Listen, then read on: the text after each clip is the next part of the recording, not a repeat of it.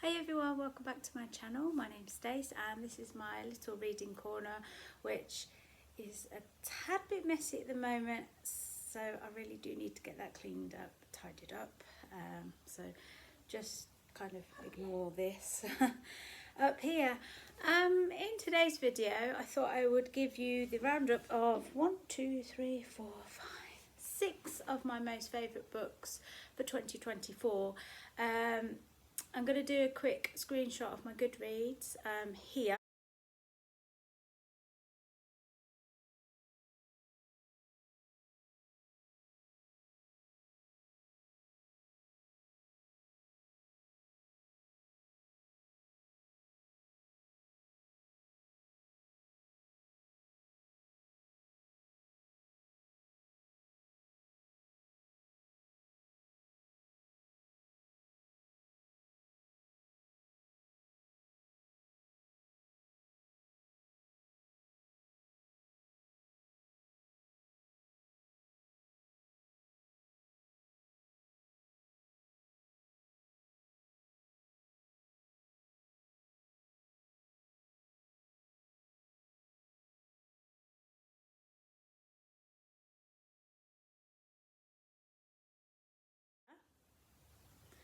And that is how many books I've read altogether this year. So yeah, I'm quite pleased with that. I went a little bit over, which to me is absolutely great, especially when September was my worst reading month for various reasons. So yes, 2024 has been a very up and down year.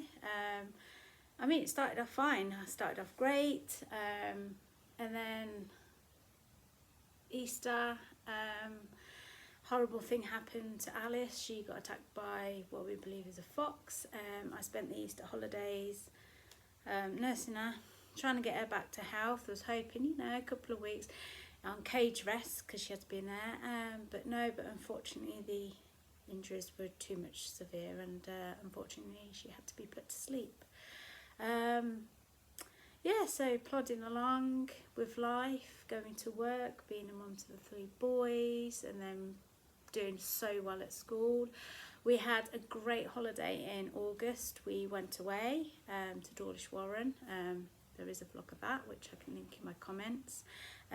Me, my partner, the boys, Zach, Dylan, Cody went, my brother, my niece, my mum and my dad, and the 2 dogs, Harry and Poppy, of course. We went and we had such a superb week. We were so lucky with the weather, and we just had a great time and made lots of memories. I've been going there for years. Then it was the start of a new school year where Dylan started his last school at junior school, which, I just cannot believe that. And but I was only at school for the beginning of the school year for about 3 weeks, and then the most shocking, devastating thing happened this year.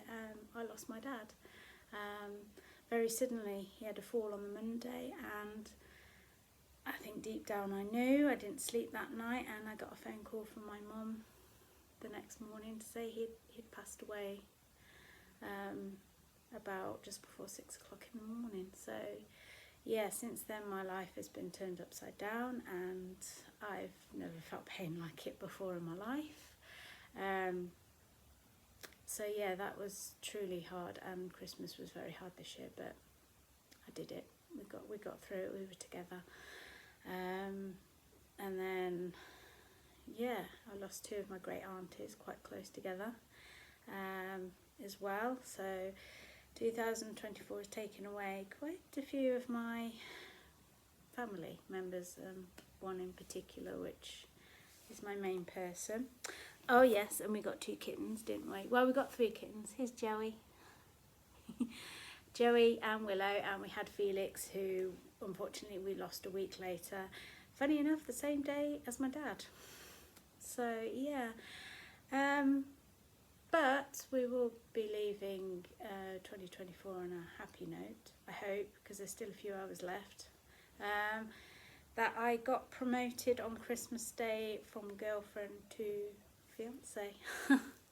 So after 6 years of waiting, I was asked a question, and obviously the answer was going to be yes. So yeah, that was a big surprise, and I'm still chuffed. I still can't believe it, and I still look at it all the time. So yeah, that's my 2024 in a nutshell. Some very highs and happy memories, but also some horrible things that happened. So yeah, the books that I read in 2024, as you saw that on my Goodreads, I'd read 43. It might be 44 if I can finish this one, Green Hands by Barbara Winton, before midnight. It's only 195 pages, so there is a possibility, because after I've made this video I've only got to Hoover today, and yeah, so we'll see. But yeah, before I do tell you about the books, I want to show you this. We do a Secret Santa in my partner's side of the family, because there's quite a lot of them. There's a lot of nieces and nephews, and as you can imagine, it'd be very expensive. So we do a Secret Santa, and I don't know whose mine was this year, but I absolutely love it. I got this box. This is just one more chapter. Most of it's empty. I've got this little bag. Says "Shh, I'm reading," which will probably hold something bookish. A bath bomb. A candle, which I will be lighting in a little while. Some socks, if you can see. So many books, so little time. And this, it says "easily distracted by books." Not sure if you can see that well, but yeah, my little drinking. Holds my water at the moment. Oh, and it has also one of them thumb holders. Just give me a second. It's put out of the way of the kittens, because they got a habit, they're teething at the moment. It says just one more page, and you put your thumb through it and hold it, so you can hold your book in one with one hand. So yeah, I'm very chuffed with what I got this year. They clearly know I love reading, so yeah, I just thought I had to show that off because I absolutely love it. So let's crack on. So the first book, these are not in any particular order, but I have picked up the first book that I have read in 2024, back in January, and it's The Last Witch of Scotland by Philip Paris. This again was my last year's Secret Santa, which I read first. This book has kind of stuck with me all year. It's set in 1727, and there is a tragic fire that kills Alia's father, and she has significant injuries on her hands with burns. Her and her mother Janet, they moved to northwest of Inverness, and they try to blend in, but it doesn't come easy because a new minister comes in and he's curious about them, and he basically sets off a rumour that they are witches and wants to divide them from the community, and unfortunately he does succeed. Both of them get arrested, but only Alia, I'm going to say Alia, very bad when pronouncing names, as you know by now. They're both arrested. Alia is saved by these friends of a travelling circus, I think they were, which they had become friends with because they helped nurse back to health one of the group. They get her out of jail, but unfortunately Mother Janet is burnt at the stakes, and it is, I think this is based on a true story of one of the last witches burnt in Scotland. But yeah, her mother's burnt. She manages to get away, and then they all go their separate ways. I think Alia ends up in Ireland. She makes it across to Ireland. But I absolutely love it. Again, it's a book about witches. It's based on a true story. And it was, I didn't do top picks of the month back then, but this was definitely my favourite of January. And I absolutely loved it. The next one I read in the summer was on my Kindle, so here's a picture, is The Witch of Tin Mountain. Excuse little Joe. I think it's nearly food time. Witch of Tin Mountain. This follows Deirdre in 1881 and Gracelyn in 1931. Gracelyn's parents die and she goes and lives with her gran, who is a witch. I suppose she helps people get better with herbal medicines. See, back then, if you used herbal medicines as a treatment, they all thought you were a witch. Anyway, Deirdre sees a man in her dad's old house, and she's told not to go there because it's haunted. A healer comes into a town, and this is a book that flips from 1881 to 1931, back and forth, and there is a link between Deirdre, who is the granny, you later find out, and Gracelyn. They all have encounters with this healer, who happens to be the same kind of demon, and he's come back for something apparently he's owed. Gracelyn's arrested and she's about to be hung because all these bad things are coming since this demon come, and they're all pulling it down to her being a witch. And Annalise, who is the ghost of a relative from long ago, comes back, and her and Deirdre help. She wakes up Deirdre from a coma. Was it Deirdre? Yes, Deirdre, the grandmother, is in a coma. She's been there for a week. Annalise manages to wake her up, and together they go and save Gracelyn.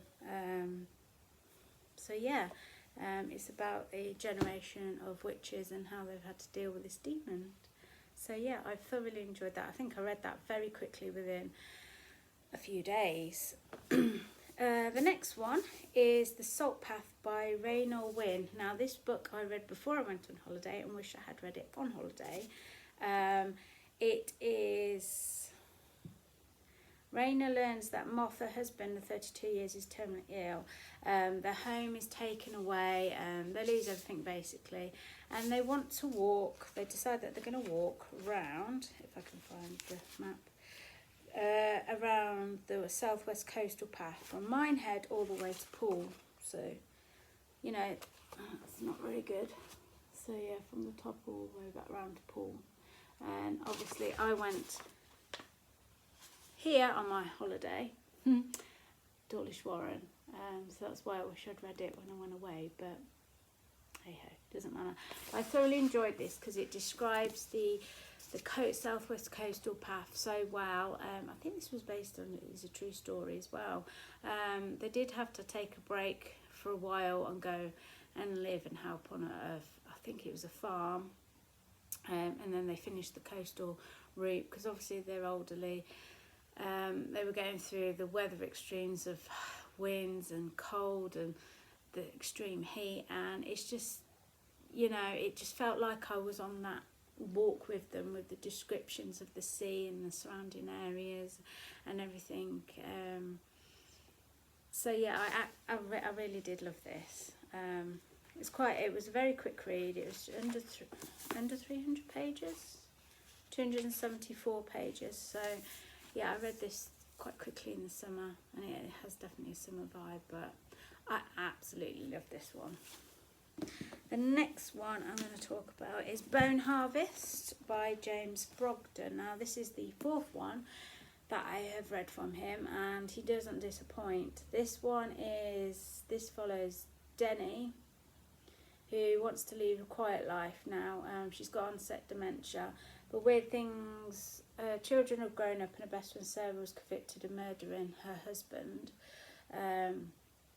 Sarah ends up dying in prison, and Denise, she finds like sanctuary in her allotment, and all she wants to be done is left in peace with her dog. Three strangers then take on a nearby plot, and she starts to notice unusual things, shadowy figures at night and strange things. Plants flower well before their time on their allotment. She's thinking, what's going on? But it's a bit like a cult that they have to... Did they murder people? My goodness. She has to face it's an ancient evil that they've carried on, like a tradition, a cult sort of thing. But she's worried no one's going to believe her because she's got Alzheimer's. But yeah, it's a really good read. James Brogden doesn't disappoint. I do love all his books, the 4 books that I've read. So yeah, this is another great one to read. The next one is The Heart's Invisible Furies by John Boyne. Now he is also the author of The Boy in Striped Pyjamas. This follows Catherine Goggin, who gets pregnant out of wedlock in Ireland.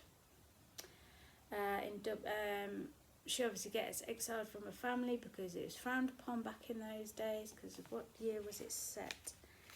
1945, I think. 1945, so just after the war.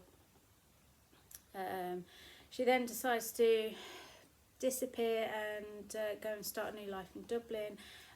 She meets on the bus this really kind gentleman who says, "Oh, you can come and live with me." She ends up living with them and his flatmate, which you later find out is actually his boyfriend. And again, those sort of things needed to get kept secret back then because it was frowned upon.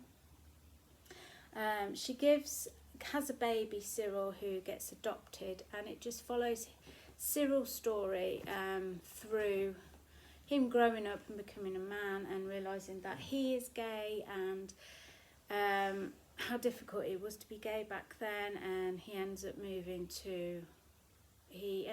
a woman, but then runs away on his wedding night because he's like, I can't live a lie anymore. Little does he know he's left a baby behind because his wife was pregnant. And then he moves to the Netherlands, meets someone, ends up being with them, ends up kind of adopting another little boy who his father was not very nice to him, used to sort of, I think, rent him out, not very nice at all. Then they end up going to America, and then it brings in all the AIDS and HIV that came about in the 80s. His partner they get brutally attacked in Central Park because still people are homophobic, and he gets killed. And then he comes back and he actually gets reunited with his biological mother as well. And it's just a beautiful, really beautiful story about someone's life of being gay. And I absolutely love this one. I actually obtained a copy.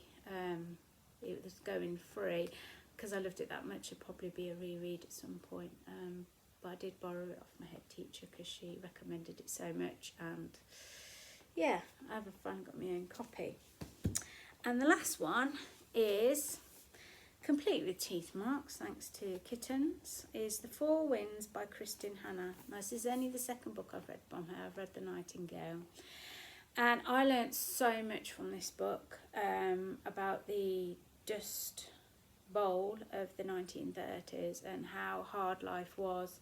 It was going through the Depression. It follows Elsa Martinelli, again, another person who got pregnant out of wedlock. The parents disown her and say, you can go and live with the father. So they take her to the family, say she's pregnant by him, we don't want nothing to do with her, and she ends up living with them on their farm, and she ends up getting married to her husband, and they have another child later on, so they've got a boy and a girl.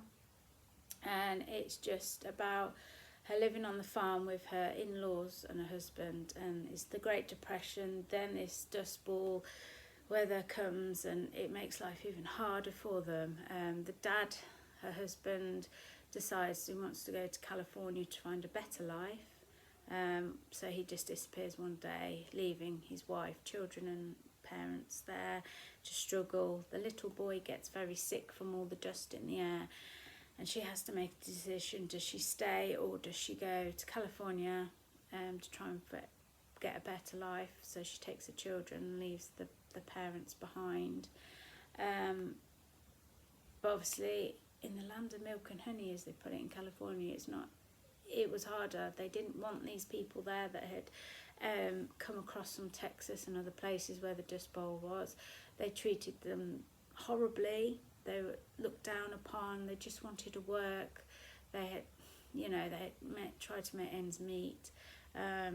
And then in the end, I think it's the daughter who finds out these protesters who want a better life for these people.